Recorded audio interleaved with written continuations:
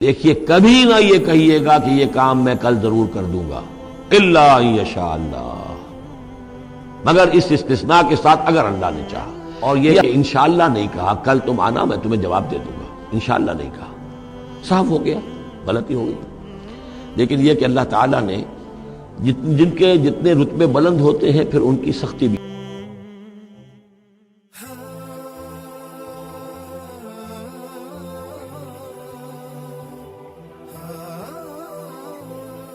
اتنی ہوتی ہے، جن کے رتبے ہیں سوا، ان کی سوا مشکل ہے۔ ہم عام طور پر یہ باتیں کہتے رہتے ہیں ہمارے لیے اللہ نے کیا گرفت کرنی ہے کہ ان کی کوئی حیثیت نہیں، کوئی مقام ہی نہیں، لیکن یہ کہ جو بلند مقام والا ہو اور وہ بغیر انشاءاللہ کہہ دے کہ کل یہ ہو جائے گا اور انشاءاللہ نہ کہے تو اس پر پھر گرفت ہو گئی۔ تو حضور کی کئی دن گزر گئے کہ جبرائیل نہیں آئے اور آپ کے لیے پھر ایک مشکل پیدا ہو گئی، گویا کہ مخالفین نے تالیاں پیٹنی ہوگی، پھر بس فیل ہو گئے، ناکام ہو گئے اس امتحان کے اندر، جو ہے وہ تو اب یہ کامیاب نہیں ہو پائے۔ اس کے بعد جبرائیل آئے، یہ واقعات بھی لے آئے، ساتھ ہی یہ ہدایت بھی لائے۔ وَلَا تَقُولَنَّ لِشَيْءٍ إِنِّي فَاعِلٌ ذَلِكَ غَدًا۔ تہذیب کے اب یوں سمجھیے کہ کچھ کلمات ہیں سماجی، ہمارے ثقافت کے، ان کے اندر جو ہے توحید کی روح جو ہے وہ کوٹ کوٹ کر بھری ہوئی ہے۔ کوئی اچھا منظر دیکھا، سبحان اللہ، یعنی یہ کہ اس منظر میں کچھ نہیں ہے، اصل میں حسن اللہ کا ہے۔ پھول دیکھا، سبحان اللہ، پھول کی تعریف نہیں کر رہے ہیں، اب بنانے والے کی تعریف ہے جس نے اتنا عمدہ پھول بنایا ہے۔ کوئی آپ کو کوئی تکلیف رفع ہوئی، کوئی ضرورت پوری ہوئی، الحمدللہ، بھوک لگی ہوئی تو کھانا کھایا، الحمدللہ، تعریف اللہ کے لیے۔ کوئی چیز آپ اپنے گھر میں داخل ہوئے، منظر اچھا لگا، بچے کھیل رہے ہیں، بڑا اچھا ماحول ہے، کہیے ماشاءاللہ، ماشاءاللہ، جو اللہ کو پسند ہے۔ یہ جو کچھ ہے وہ اللہ کی مشیت سے ہے، یہ کوئی میری صلاحیت سے، میری قوت سے تو نہیں ہے۔ اسی طرح سے کوئی کام کرنا، انشاءاللہ، میں یہ کام کرنا تو چاہتا ہوں، ارادہ تو ہے، لیکن ظاہر بات ہے کہ اللہ تعالیٰ کی مشیت کے بغیر، اللہ کی مرضی اور اذن کے بغیر تو نہیں ہو سکتا۔ تو یہ بھی گویا کہ، اور یہ سارے کلمات اس صورت میں آپ کو مل جائیں گے، ماشاءاللہ، انشاءاللہ، اور اس سے پہلے ہم الحمدللہ سے شروع کر چکے ہیں۔ الحمدللہ الذی انزل علی عبدہ الکتاب ولم یجعل لہ عوجا ولا تقولن لشیء انی فاعل ذلک غدا الا ان یشاء اللہ واذکر ربک اذا نسیت، اور اپنے رب کو یاد کر لیا کیجئے جب آپ بھول جائیں، یعنی یہ کہ اگر کسی وقت بھول جائیں تو پھر جب یاد آ جائے، وَاذْكُرْ رَبَّكَ، تو پھر اللہ تعالیٰ کی طرف دھیان لگائیے۔ وَقُلْ عَسَىٰ أَن يَهْدِيَنِ رَبِّي لِأَقْرَبَ مِنْ هَٰذَا رَشَدًا، اور کہیے کہ ہو سکتا ہے کہ میرا رب اس معاملے میں اس سے بہتر راہ کی طرف میری رہنمائی کر دے، یعنی میں یہ کیوں کہوں کہ یہ کام میں کروں گا، ہو سکتا ہے اللہ تعالیٰ جو ہے اس سے بہتر کوئی صورتحال پیدا کر دے۔ لہذا اس معاملے کے اندر بھی کوئی زیادہ جازم ہو جانا نہیں چاہیے، بلکہ معاملات کو تفویض الامر الی اللہ، سپردم بتو مایا خیشرا تو دانی حساب کم و بیشرا، تو اس طریقے سے انسان جو ہے اللہ تعالیٰ کے حوالے کیے رکھے۔ وَلَبِثُوا فِي كَهْفِهِمْ ثَلَاثَ مِائَةٍ سِنِينَ وَازْدَادُوا تِسْعًا، اور وہ رہے اپنی اس غار میں 300 برس اور اس کے اوپر 9 سال۔ اس کی تعبیر کیا ہے؟ شمسی حساب سے 300 برس، اور یہ 300 برس جو شمسی ہوتے ہیں جو سولر کیلنڈر کے، وہ قمری حساب سے 309 بن جاتے ہیں۔ اس حوالے سے یہ دونوں عدد بالکل صحیح ہے۔ قُلِ اللَّهُ أَعْلَمُ بِمَا لَبِثُوا، کہیے یہ بھی اللہ بہتر جانتا ہے کتنے عرصے رہے، اس میں بھی بحث میں پڑھنے کی ضرورت نہیں۔ لَهُ غَيْبُ السَّمَاوَاتِ وَالْأَرْضِ، اللہ تعالیٰ ہی کے اختیار میں ہے اور اللہ ہی کے علم میں ہے غیب کل کا کل آسمانوں اور زمین کا۔ اب صر بہی واسمے، کیا ہی عجیب اور اچھا ہے وہ دیکھنے والا، اور کیا ہی اچھا ہے وہ سننے والا، اس کی سماعت، اس کی بصارت کا تم کیا اندازہ کرو گے۔ مَا لَهُم مِّن دُونِهِ مِّن وَلِيٍّ، ان کا کوئی ساتھی اور پشت پناہ اور مددگار اور حمایتی نہیں ہے اس کے سوا۔ وَلَا يُشْرِكُ فِي حُكْمِهِ أَحَدًا، اور وہ اپنے حکم اور اختیار اور اپنی حاکمیت کے حق میں کسی کو شریک کرنے کو تیار نہیں ہے۔ یہ جو توحید حاکمیت جو ہے، اس کے بارے میں نوٹ کر لیجئے، سورہ یوسف میں ہم نے پڑھا ان الحکم الا للہ امر اللہ تعبدوا الا اياه ذلك الدین القیم۔ سورہ بنی اسرائیل کی آخری آیت میں آیا وَلَمْ يَكُنْ لَهُ شَرِيكٌ فِي الْمُلْكِ، بادشاہت میں اس کا کوئی شریک نہیں۔ یہاں فرمایا وَلَا يُشْرِكُ فِي حُكْمِهِ أَحَدًا، وہ اپنے حکم اور حاکمیت کے اختیار میں کسی کو شریک کرنے کے لیے تیار نہیں۔ وَاتْلُ مَا أُوحِيَ إِلَيْكَ مِنْ كِتَابِ رَبِّكَ، اور اے نبی تلاوت کیجئے جو آپ کی طرف وحی کی گئی ہے آپ کے رب کی کتاب میں سے، یعنی یہ جو سخت حالات ہیں جن سے آپ گزر رہے ہیں، دباؤ ہے آپ پر بہت شدید، اس میں آپ کے لیے سہارا کیا ہے؟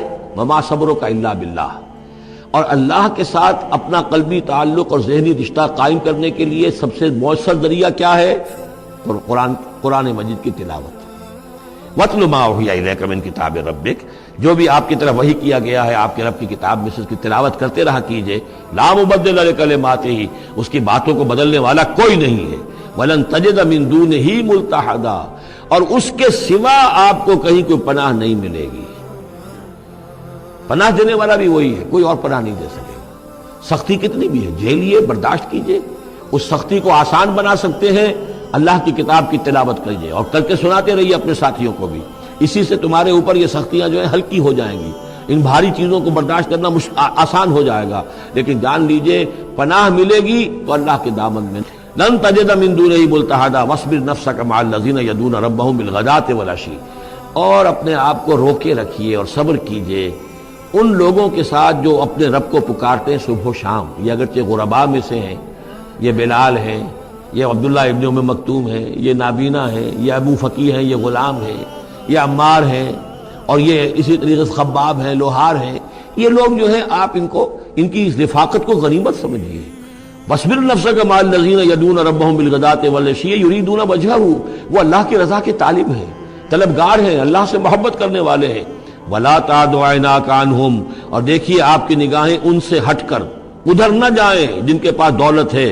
انہم ترید زینت الحیات الدنیا، کہیں آپ کی نگاہ ادھر نہ جائے جہاں زیبائش ہے، آرائش ہے، دنیا کی چمک دمک ہے، دولت ہے۔ آپ ولید بن مغیرہ کی طرف تو متوجہ ہوں اور عبداللہ ابن ام مکتوم کی جانب نہ ہو، معاذ اللہ ایسا نہ کیجیے۔ یہ بالکل وہی بات ہے جو ہم سورہ ہجر میں بھی پڑھ چکے ہیں۔ وَلَا تَمُدَّنَّ عَيْنَيْكَ إِلَىٰ مَا مَتَّعْنَا بِهِ أَزْوَاجًا مِّنْهُمْ زَهْرَةَ الْحَيَاةِ الدُّنْيَا، یہ جو بھی ہم نے ان کو دے رکھا ہے دنیا کا ساز و سامان، چمک دمک، اس کی طرف آپ کی نگاہیں نہ اٹھے۔ وَلَا تَعْدُ عَيْنَاكَ عَنْهُمْ، آپ کی نگاہیں ان سے ہٹ کر، انہیں نظر انداز کر کے ان لوگوں کی طرف نہ متوجہ ہو جائیں۔ ترید زینت الحیات الدنیا، تو کیا آپ بھی دنیا کی، کہ لوگوں کو یہ گمان ہونے لگے، شک ہو جائے کہ آپ کی نگاہ میں بھی دنیا کی زینت کا جو ہے بہت اس کی اہمیت ہے۔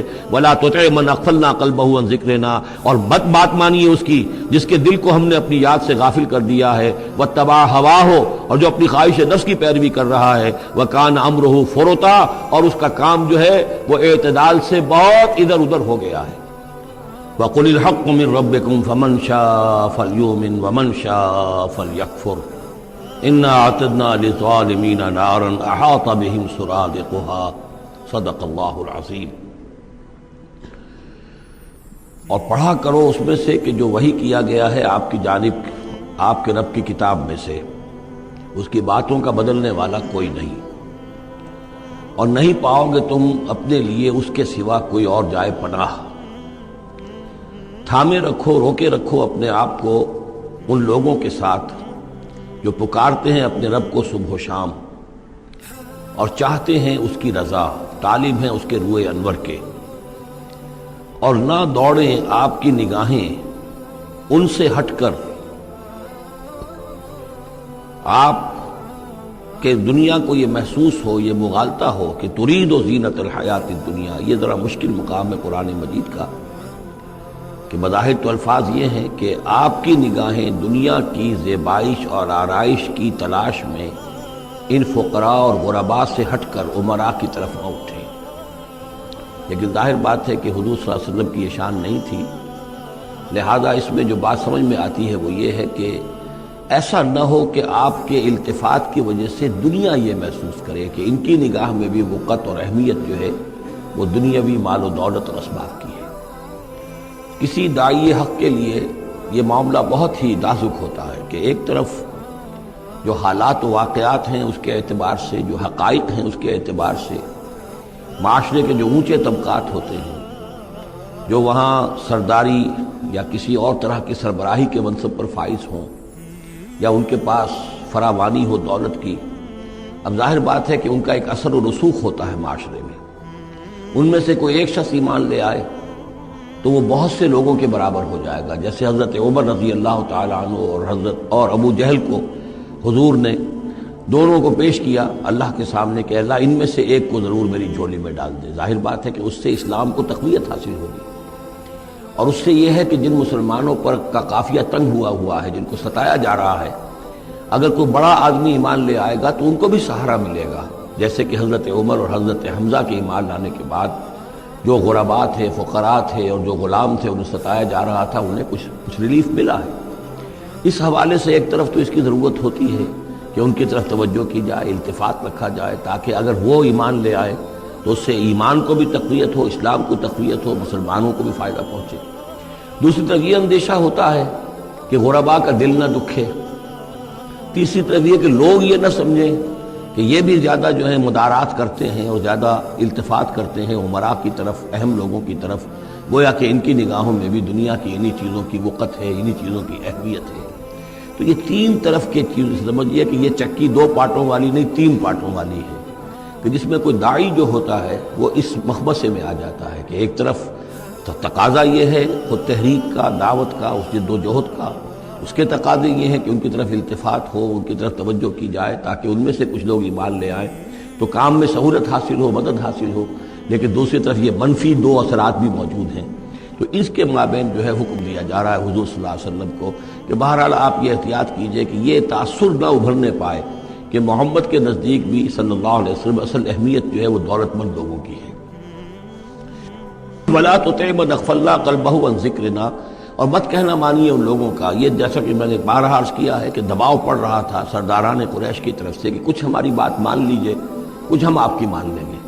تو یہاں گویا کہ اس پہ پھر متنبع کیا جا رہا ہے کہ جن لوگوں کو دلوں کو ہم نے اپنی یاد سے غافل کر دیا ہے، محروم کر دیا ہے، آپ ان کی باتیں سنیں بھی مت، ان کی طرف دھیان بھی مت دیجیے۔ وَلَا تُطِعْ مَنْ أَغْفَلْنَا قَلْبَهُ عَنْ ذِكْرِنَا وَاتَّبَعَ هَوَاهُ وَكَانَ أَمْرُهُ فُرُطًا وَقُلِ الْحَقُّ مِنْ رَبِّكُمْ۔ یہ جو مضمون ابھی ہم نے دوبارہ پڑھا ہے، اس کو آپ دیکھیں گے کہ یہ 21ویں پارے کی آغاز میں پھر دوبارہ آئے گا کہ جب بھی شدید کشاکش کا دور آیا ہے تو اس میں یہی ہدایات اللہ تعالیٰ کی طرف سے آئی ہیں حضور کو اور حضور کی وساطت سے تمام اہل ایمان کو کہ قرآن مجید کے ساتھ تمسک جو ہے اور مضبوط کرو، قرآن مجید کے ساتھ اپنے تعلق کو اور گہرا کرو، اور اس کو پڑھنا اور اس کا جو ہے اس کے ساتھ جو ہے اپنے اوقات کا بسر کرنا، اس میں اور اضافہ کرو، اسی سے تم ان شدائد اور مصائب کا مقابلہ کر سکو گے۔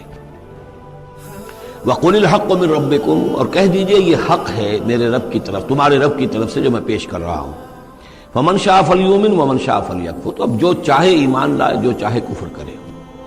یہ بالکل وہی بات ہے جو سورۃ الدہر میں کہی گئی ہے کہ اما شاکرا و اما کفورا، ہم نے پورا اختیار دے دیا، انا ہدیناہ السبیل اما شاکرا و اما کفورا، یہ اختیار ہم نے انسان کو دیا ہے، چاہے شکر گزار بندہ بنے، چاہے کفران نعمت کی روش اختیار کرے۔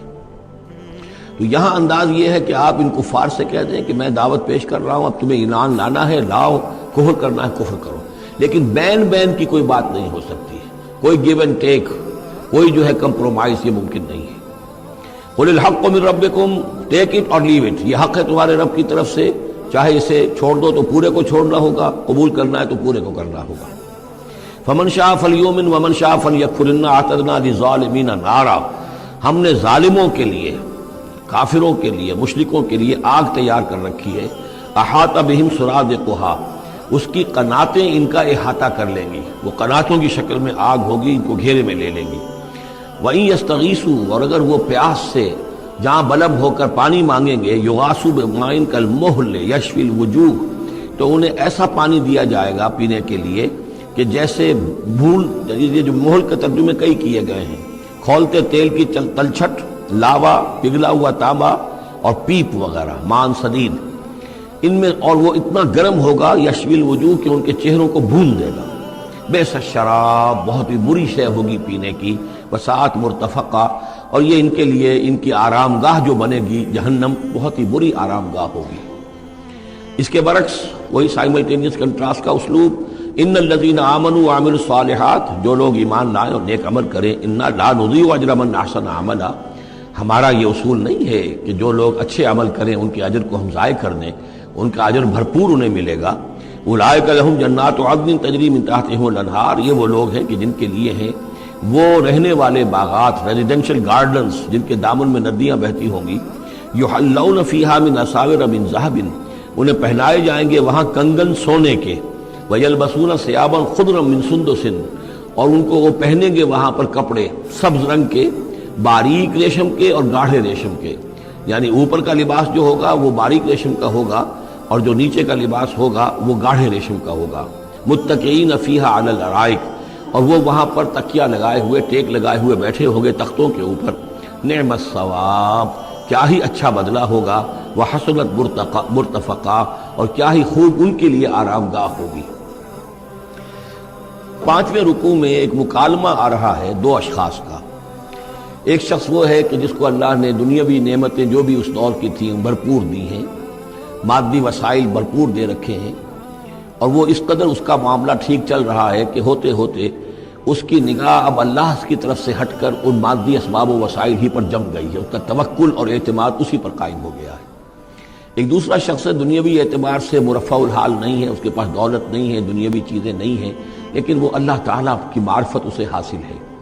وہ اس دولت مند آدمی کو بھی نصیحت کرتا ہے کہ تم اللہ کو بھول گئے ہو، تمہیں چاہیے کہ ہم تمام چیزوں کے اوپر جو بھی اللہ نے تمہیں دی ہے اس کا شکر ادا کرو، اس کا حق ادا کرو. لیکن اس نے اپنے گھمنڈ میں آ کر اسے بہت تلخ جواب دیا، میرے پاس یہ سب کچھ ہے تو گویا کہ میں اللہ تعالیٰ کا لاڈلا ہوں، چہیتا ہوں. تم جوتیاں پٹخار رہے ہو، تمہارے پاس کچھ نہیں ہے، تمہاری کوئی حیثیت نہیں ہے، تمہاری حیثیت ہی نہیں ہے کہ مجھے تم واعظ بھی کہو. لیکن یہ کہ اس پر پھر جو ان کے درمیان معاملہ ہوا تو انہوں نے کہا اس شخص نے کہ ہو سکتا ہے کہ اللہ تعالیٰ تمہارے اس سارے دولت کو اور مال و اسباب کو ضائع کر دے، لیکن یہ کہ اس نے کہا کیسے ہو سکتا ہے، میں نے سارا بندوبست ٹھیک ٹھیک کیا ہوا ہے. بہرحال نتیجہ یہ نکلا کہ اللہ تعالیٰ نے اس کی اس پوری دولت کو ایک طریقے سے ضائع کر دیا، اور پھر وہ اپنے ہتھیلیاں ملتا رہ گیا، کف افسوس ملتا رہ گیا، اور اس نے کہا ہائے کاش کہ میں نے اپنے رب کے ساتھ شرک نہ کیا ہوتا. حالانکہ اس پورے رکوع میں کہیں کسی دیوی کا، دیوتا کا، کسی اور الہہ کا کوئی ذکر نہیں ہے. تو اس رکوع میں سمجھنے کی بات یہ ہے کہ ایک شرک ہے مادہ پرستی کا شرک. مادی اسباب و وسائل پر اتنا تکیہ ہو جائے، اتنا توکل ہو جائے، اتنا اعتماد ہو جائے کہ پھر اللہ تعالیٰ کو انسان بھول جائے، مسبب الاسباب پر سے نگاہ ہٹ جائے، اور وہ سمجھے کہ سارا اعتماد اور توکل میرا ان مادی اسباب و وسائل پر ہے. تو یہاں گویا کہ اس نے ان مادی وسائل و اسباب ہی کو اپنا معبود بنا لیا ہے. تو یہ شرک ہے جو اس دور کا سب سے بڑا شرک ہے. اس دور میں بت پرستی کا شرک بہت کم رہ گیا ہے. اب ستارہ پرستی کا شرک کہاں رہ گیا ہے؟ کون لوگ ہیں جو ستاروں کو پوجتے ہیں؟ اب تو انسان سمجھتا ہے ستاروں تک تو ہم پہنچ ہی جائیں گے، ہمارا علم تو پہنچ ہی چکا ہے، چاند تک ہم اتر آئے ہیں، اب چاند کو کون پوجے گا؟ یہ جو اب ساری جو ہے اب جو پوجا پاٹ ہو رہی ہے وہ تو مادہ پرستی کی ہے، وہ دولت کی ہے، وہ در حقیقت یا وہ نظریاتی طور پر وطن پرستی ہے، اس کا ایک شرک ہے. تو یہ اس دور کے شرک کو سمجھنا بہت ضروری ہے. اور یہ رکوع اس اعتبار سے کہ اس میں کسی دیوی دیوتا کا ذکر نہیں ہے، تو شرک کون سا کیا اس نے؟ وہ شرک یہی ہے کہ اس نے دنیاوی مال و اسباب اور مادی اسباب و ذرائع کے اوپر اپنے سارے توکل کو جو ہے اس کے ساتھ منسلک کر دیا. یہی گویا کہ اس کو معبود بنا لینا ہے. وَاضْرِبْ لَهُم مَثَلًا رَجُلَيْنِ، ان کے لیے بیان کیجئے دو اشخاص کی مثال. جعلنا لأحدهما جنتین من اعناب، ان میں سے ایک کو ہم نے دیے تھے دو باغ انگوروں کے. وحففناهما بنخل، اور ان دونوں کو گھیرے میں لیا ہوا تھا کھجوروں کے درختوں نے. اب دیکھیے کہ انگوروں کی بیلیں ہیں، اور چونکہ ادھر ادھر سے ہوا تیز نہ آئے تو کھجوروں کے جھنڈ جو ہیں وہ چاروں طرف لگے ہوئے ہیں، تاکہ ان کے مابین جو اس کی انگوروں کی بیلیں ہیں وہ بڑی محفوظ ہیں. وجعلنا بینہما زرعا، ان کے درمیان کھیتی بھی تھی، یعنی یہ کہ اناج کا سامان بھی ہے اور انگوروں کی بیلیں بھی ہیں اور یہ کہ کھجوروں کے درخت بھی ہیں. کلتا الجنتین آتت اکلھا، اور وہ دونوں باغات اپنا پھل دیتے تھے. ولم تظلم منہ شیئا، سال بسال پھل آ رہا ہے، سال ہر سال ہو گئے، ہر سال پھل آ رہا ہے، اس میں کوئی کمی نہیں کرتے تھے. جب یہ چیز چلتی رہتی ہے تو آدمی کا خود بخود ایک توکل جو ہے وہ اس چیز کے ساتھ وابستہ ہو جاتا ہے. وہ بھول جاتا ہے کہ اس کی اللہ تعالیٰ کے فضل و کرم سے ہے یا اللہ کے اذن سے ہے، بلکہ یہ کہ وہ انہی چیزوں کو سمجھ بیٹھتا ہے کہ یہ دائم ہے اور قائم ہے. وَفَجَّرْنَا خِلَالَهُمَا نَهْرًا، اور ہم نے ان کے مابین ایک نہر بھی نکال دی تھی، آب پاشی کا بھی پورا نظام موجود ہے. وَكَانَ لَهُ ثَمَرٌ، اور اس کے میوے بھی تھے، یعنی یہ بھی تھا کہ باغ جو ہے پھلا ہوا اس وقت، انگور بھی ہیں اور کھجور بھی جو ہے درخت جو ہیں لدے ہوئے ہیں. اور ایک اس کا مفہوم یہ بھی ہے میرے نزدیک جو زیادہ راجح ہے کہ اس کو اولاد بھی اللہ نے خوب دی تھی. جیسے درختوں پر پھل لگتا ہے تو انسان کے لیے اس کی اولاد جو ہے اس کے پھل کی حیثیت رکھتی ہے، تو گویا کہ اس کو اولاد بھی ملی تھی. فَقَالَ لِصَاحِبِهِ وَهُوَ يُحَاوِرُهُ، تو کہا اس نے اپنے ساتھی سے، ان سے وہ گفتگو کر رہے تھے، آپس میں گفتگو کر رہا، انا اکثر منک مالا وَأَعَزُّ نَفَرًا، میں تم سے کہیں بڑھ کر ہوں مال میں اور نفری میں. اب یہ نفری کے حوالے سے میں نے کہا نہ لہو ثمر، اس کے بیٹے بھی تھے، اولاد بھی تھی، تو اس کے حوالے سے وہ نفری کی بات بھی کر رہا ہے، میرے بازو بھی بہت ہیں۔ وَدَخَلَ جَنَّتَهُ، اور وہ داخل ہوا اپنے باغ میں، وَهُوَ ظَالِمٌ لِنَفْسِهِ، اور وہ اپنے جان پر ظلم کر رہا تھا، یعنی اسی گمراہی کے اندر مبتلا تھا۔ قَالَ مَا أَظُنُّ أَن تَبِيدَ هَٰذِهِ أَبَدًا، انہوں نے کہا میں نہیں سمجھتا کہ یہ باغ بھی کبھی اجڑ سکتا ہے۔ کیا مجھے دھمکا رہے ہو کہ اللہ تعالیٰ جو ہے کہیں تم میری یہ دولت سلب نہ کر لے؟ دیکھو میں نے کھجوریں کس حساب سے یہاں پر لگائی ہیں کہ کوئی اگر آئے بھی، کوئی باد سرسر آئے یا کوئی اور بھی ہوا کا تیز لو کے جھونکے آئیں تو وہ میری انگوروں کے بیلوں تک نہ پہنچے۔ یہ گویا کہ سینٹینلز کھڑے ہوئے ہیں، کھجور کے درخت جو ہیں وہ روک رہے ہیں۔ پھر میں نے یہاں پہ آب پاشی کا نظام ہے، نہر چلی ہوئی ہے۔ ما اظن ان تبید هذه ابدا، میں نہیں سمجھتا کہ میرا یہ باغ جو ہے کبھی یہ کہ برباد بھی ہو سکتا ہے۔ وما اظن الساعة قائمة، اور یہ جو تم قیامت وغیرہ کی بات کر رہے ہو، اول تو میرا گمان نہیں ہے کہ کوئی قیامت کھڑی ہونے والی ہے۔ وما اظن الساعة قائمة، میں نہیں سمجھتا کہ یہ قیامت ہونے والی ہے۔ ہاں ڈکوسلے سے ہیں، کچھ بڑوں سے سنا تو ہے۔ اور یہ کہ وَلَئِن رُدِدتُّ إِلَىٰ رَبِّي، اگر مجھے لوٹا ہی دیا گیا اپنے رب کے پاس، لَأَجِدَنَّ خَيْرًا مِّنْهَا مُنْقَلَبًا، تو مجھے وہاں لازماً ملے گا بہت بہتر لوٹ کر۔ اب اس کے اندر ایک فلسفہ ہے ان کا کہ جب اللہ نے مجھے یہاں دیا، اللہ کے وہ منکر نہیں تھے، اللہ نے مجھے یہاں دیا ہے تو اس کا مطلب یہ کہ میں چہیتا ہوں، لاڈلا ہوں، یا اللہ نے مجھے کچھ صلاحیتیں دی ہیں، میں نے بڑی عمدہ پلاننگ کر کے باغ بنائے ہیں، سارا اس کا بندوبست کیا ہے، تو یہ میری جو صلاحیت ہے، یہ اللہ کی دی ہوئی جو میرے اندر ہے، یہ جو خیر ہے، یہ کہاں چلا جائے گا؟ آخرت میں بھی مجھے پھر ملے گا اور اس سے بہتر ملے گا، اور تم جیسے یہاں جوتیاں پٹخار رہے ہو ایسے ہی وہاں پٹخارو گے۔ وَلَئِن رُدِدتُّ إِلَىٰ رَبِّي، اگر بالفرض ہو ہی گیا ایسا، لوٹا ہی دیا گیا میں اپنے رب کی طرف، لَأَجِدَنَّ خَيْرًا مِّنْهَا مُنْقَلَبًا، تو اس سے بھی بہتر مجھے وہاں پر ملے گا۔ قَالَ لَهُ صَاحِبُهُ، اب اس اللہ کے بندے نے، جو نیک بندہ تھا، کہا اس سے، اس کے ساتھی نے، وَهُوَ يُحَاوِرُهُ، اور ان سے گفتگو کر رہا تھا، أَكَفَرْتَ بِالَّذِي خَلَقَكَ مِن تُرَابٍ، کیا تو نے کفر کیا اس ہستی کا جس نے تجھے مٹی سے بنایا، ثم من نطفہ، پھر گندے پانی کی بوند سے بنایا، ثم سواک رجلا، پھر تجھے ایک پورا انسان بنا کر کھڑا کر دیا۔ اب یہاں اور تجھے کفر کون سا کیا؟ یعنی یہ کہ وہ رب مان رہا ہے اللہ کو، اور رب کے ساتھ اس نے کسی اور کا ذکر نہیں کیا ہے۔ مطلب یہ کہ آخرت کا انکار در حقیقت اللہ کا انکار ہے۔ اگر تم آخرت کے بارے میں جو کہہ رہے ہو کہ نہیں میں نہیں سمجھتا کہ یہ کوئی ہونے والی بات ہے، تو چاہے تم اللہ کو اقرار کر رہے ہو، لیکن حقیقت میں اگر آخرت کو نہیں مانتے تو گویا کہ اللہ کا انکار ہے۔ لَٰكِنَّ هُوَ اللَّهُ رَبِّي، لیکن جہاں تک میرا معاملہ ہے، میں نے تو اللہ کو اپنا رب مانا ہوا ہے، وہی میرا مالک ہے، آقا ہے۔ وَلَا أُشْرِكُ بِرَبِّي أَحَدًا، اور میں اپنے رب کے ساتھ کسی کو شریک نہیں ٹھہراتا۔ وَلَوْلَا إِذْ دَخَلْتَ جَنَّتَكَ قُلْتَ مَا شَاءَ اللَّهُ، اور کیوں نہ ایسا ہوا کہ اللہ کے بندے جب تو اپنے باغ میں داخل ہوا، تو نے باغ دیکھا، پھلا ہوا ہے، ہرا بھرا ہے، ہر طرف منظر جو ہے بڑا دل خوشکن منظر ہے، تو کہتا ماشاء اللہ۔ یہ پھر وہی مجلسی کلمہ آ گیا جس میں توحید کوٹ کوٹ کر بھری ہوئی ہے، ماشاء اللہ۔ یہ جو اللہ نے چاہا، جو اللہ نے چاہا، یہ سب اس کے فضل و کرم سے ہے۔ لا قوت الا باللہ، کوئی طاقت نہیں ہے اللہ کے سوا۔ اگر اللہ کی طرف سے یہ بات نہ ہوتی تو میرے اندر کوئی صلاحیت نہیں تھی، اللہ ہی کی ہے در حقیقت، یہ دین ہے اس کی، اسی کی عطا ہے۔ ان ترن انا اقل منک مالا و ولدا، اگر تم دیکھ رہے ہو کہ میں تم سے کم ہوں مال میں بھی اور اولاد میں بھی، فعسى ربی ان یؤتینی خیرا من جنتک، تو مجھے تو اپنے رب کے بارے میں یہ یقین ہے کہ وہ جب چاہے مجھے تیرے باغ سے بہتر باغ دے سکتا ہے۔ وَيُرْسِلَ عَلَيْهَا حُسْبَانًا، اور تیرے باغ کے اوپر وہ کوئی اوپر سے کوئی لو کا جھونکا ایسا بھیج سکتا ہے، من السماء، آسمان سے، فَتُصْبِحَ صَعِيدًا زَلَقًا، کہ یہ پورا باغ جو ہے یہ جو ایک ایسا چٹیل میدان ہو کر رہ جائے کہ یہاں کوئی درخت رہے نہ بیلے رہے۔ معلوم ہوا کہ ہر چیز جب آنکھ کھلی گل کی تو موسم تھا خزاں کا، یہ ہو سکتا ہے، عین ممکن ہے۔ اور یُصْبِحَ مَاؤُهَا غَوْرًا، یا اللہ آسمان سے کوئی ایسی نہ بھی بھیجے کوئی چیز بلا، تو اس کا پانی ہی جو تمہارا یہ جو چشمہ چل رہا ہے، وہ پانی ہی اگر زمین کے اندر گہرا اتر جائے، یہ چشمہ خشک ہو جائے، فلن تستطیع لہ طلبا، اور پھر تم پانی کہیں سے لا نہ سکے، تو یہ باغ خود بخود اجڑ جائے گا۔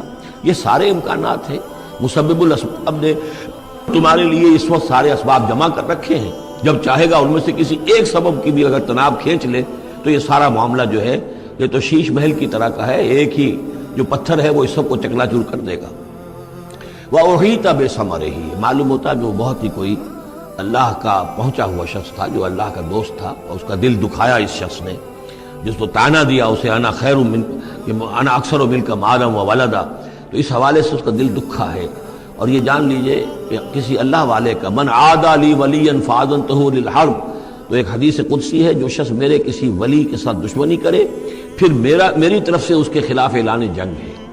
تو اس نے چونکہ یہ دل دکھایا ہے، اور فارسی کا ایک شعر بھی بڑا مزیدار ہے کہ ہیچ قوم را خدا رسوا نہ کرد تا دلے صاحب دلے نامد میں درد، کسی صاحب دل کے دل کو ٹھیس لگتی ہے، درد اس کے اندر پیدا ہو جاتا ہے، صاحب دل ہو، اللہ کی محبت اس کے دل میں ہو اور اسے ٹھیس پہنچے، تو تا دلے صاحب دلے نامد میں درد ہیچ قوم را خدا رسوا نہ کر، قومیں بڑی رسوا ہو جاتی ہیں کسی ایک اللہ والے کی کہ دل جو ہے اس کی دل کو اگر تکلیف پہنچے تو وہی تب ثمرہ ہی، اس کا سارا ثمر سمیٹ لیا گیا، اللہ تعالیٰ نے جو کچھ اس کو دیا تھا وہ سلب کر لیا، باغ بھی ختم ہوا، اولاد بھی ختم ہوئی۔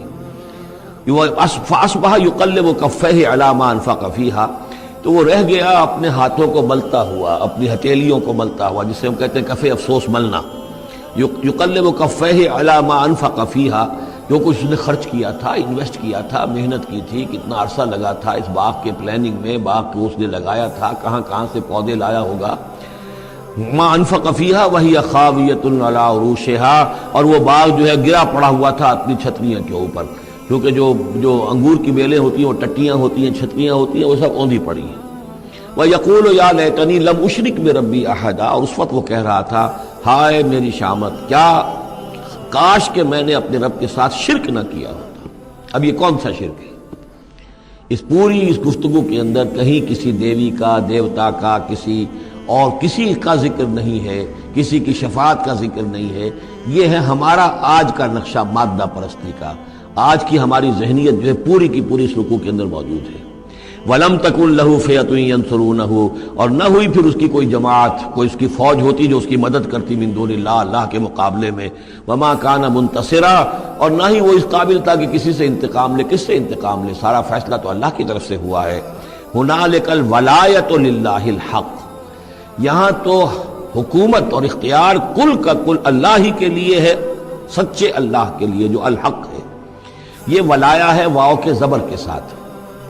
والی کہتے ہیں حاکم کو، مالک کو والی، والی سے ولایا بنتا ہے۔ ولی کہتے ہیں دوست، پشت پناہ، اور اس سے ولایا بنتا ہے، ولایت باہمی۔ اللہ ولی الذین آمنوا یخرجہم من الظلمات الی النور، اور الا ان اولیاء اللہ لا خوف علیہم ولا هم یحزنون، یہ ولایت ہے واو کے زیر کے ساتھ۔ اور والی ہونا کسی کا، فلاں ملک کا والی فلاں تھا، یعنی وہاں کا حکمران تھا، بادشاہ تھا، تو یہاں کی بادشاہی، یہاں کا اختیار، ہنالک الولایۃ للہ الحق، کل ولایت اللہ ہی کے حق میں ہے۔ ہوا خیر ثوابا و خیر عقبا، یقیناً وہی بہتر ہے انعام دینے والا، اور وہی بہتر ہے نتیجے کے اعتبار سے، عاقبت کے اعتبار سے۔ وَاضْرِبْ لَهُم مَثَلَ الْحَیَاةِ الدُّنْیَا، اور ان کے لیے ذرا بیان کیجئے ایک مثال دنیا کی زندگی کے لیے۔ کَمَاءٍ أَنزَلْنَاهُ مِنَ السَّمَاءِ، جیسے پانی کہ ہم نے اتارا آسمان سے، فَاخْتَلَطَ بِهِ نَبَاتُ الْأَرْضِ، اس کے ساتھ رل مل کر زمین کا جو سبزہ ہے وہ نکل آیا۔ فَأَصْبَحَ حَشِيمًا تَذْرُوهُ الرِّيَاحُ، اب یہ ایک لمبی بات ہے جسے مختصر کیا گیا کہ پھر کچھ عرصے کے بعد وہ سبزہ جو ہے وہ زرد پڑ جاتا ہے، پھر دھوپ کے اندر سوکھ کر پیلا ہو گیا، پھر چورا چورا ہو گیا، پھر وہ چٹیل زمین کی زمین رہ گئی۔ تو زندگی کا یوں سمجھیے کہ جیسے فصل لے لیجئے، کھیت کے اندر آپ نے بیج ڈالے ہیں، ہل چلایا ہے، پانی دیا ہے، اب فصل ہے، لہرا رہی ہے، ہریاول ہے، بڑا دل خوشکن منظر ہے۔ کچھ دنوں کے بعد اسی فصل کے اوپر جو زردی آ جاتی ہے، پھر وہ پک گئی ہے، اس کے بعد وہ کٹ جاتی ہے، کٹنے کے بعد پھر وہی منظر وہی ہے، وہی ویران منظر ہے، اور کہیں کہیں جو ہے وہ جو بھی توڑی کے تن کے کچھ پڑے ہوئے ہیں، اللہ اللہ خیر صلی اللہ۔ یہ جو سائیکل ہے، یہ پلانٹ لائف کی سائیکل ہے، 3 مہینے کی ہے، 4 کی ہے، 6 کی ہے، 7 کی ہے، یہی ہے نا۔ لیکن یہی سائیکل ایک بڑے پیمانے پر انسانی زندگی کی ہے۔ ایک بچہ پیدا ہوا، اس وقت جو ہے بڑی خوشیاں منائی گئیں، پھر وہ بڑا جوان ہوا، قوی ہوا، طاقت والا ہوا، پھر اس کے